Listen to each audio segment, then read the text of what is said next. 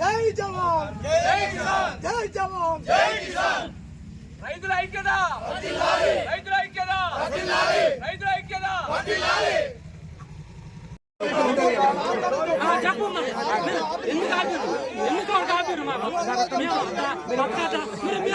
వాళ్ళ ఆవేశ కట్టలు తెంపుకోవడానికి కారణమైంది అవుడు కాదు.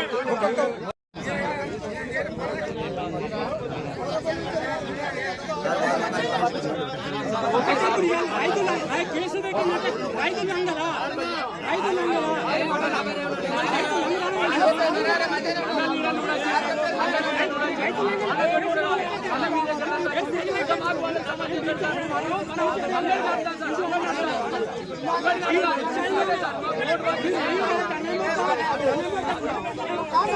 మాకు వేయిండ్రయా సార్లు, మాకు వేయింది, మాకు వడ్లు తడుతున్నాయి, మొలకలు వస్తున్నాయి, పుణ్యం ఉంటుంది, మీకు దండం పెడతామని చెప్పి కూడా అన్నాం. అంటే ఏమన్నారు అంటే ఒక బ్యాచ్ ఎత్తామంటారు, ఒక బ్యాచ్ వేయమన్నారు. లాస్ట్ 3 బ్యాచ్లు ఒకటయి 10 రోజుల సంధి దింపుకుంటా 15 రోజులే నేను 4 మనుషులు 5 మనుషులు రోజుకు ఎత్తే 10,000 రూపాయలు పరదాలకైనాయి, 10,000 రూపాయలు నేర్పినందుకైనాయి.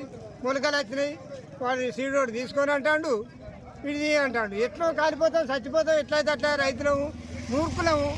రైతులు అంటాడే మూర్ఖుడు, అది చదువుకున్నా చదువురాని మూర్ఖులము. అట్లాంటిది మేము 6 గాల కష్టపడి భూమి ఆయనకు 30,000 కడతాము. దీనికి వడ్లకు రేట్ వస్తే మొత్తం మీద 20 క్వింటాలు లాస్ అయినాయి మాకు.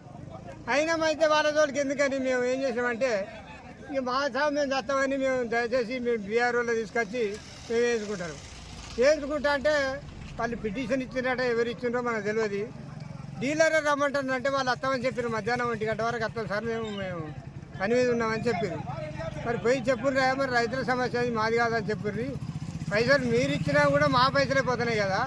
మీరు అట్లాంటివి చేసి మీరు ఏమైనా ఎక్కువ తక్కువ అంటే మాత్రం మంచిగా ఉండదు. మీరు పోయి మాట్లాడి చెప్పినారు, ఇదికే సార్ రమ్మను అని చెప్పినాం. అంతే. అంతలో కానిస్టేబుల్ వచ్చిండు, ఆపిండు.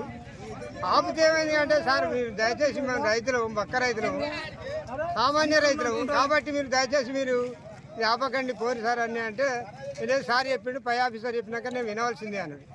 సరే ఎంతసేపు ఉంటారో ఉండరు, ఆయన దానికి అన్ని రోడ్డు మీదకి వచ్చి ధర్నా చేయవలసి వచ్చింది.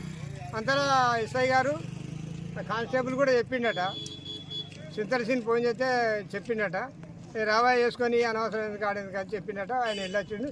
ఇంతలో ఆవేశం గిట్ట వచ్చి ఆట తిరిగింది అంతే. అకాల వర్షాల కోసం చాలా ఇబ్బందులు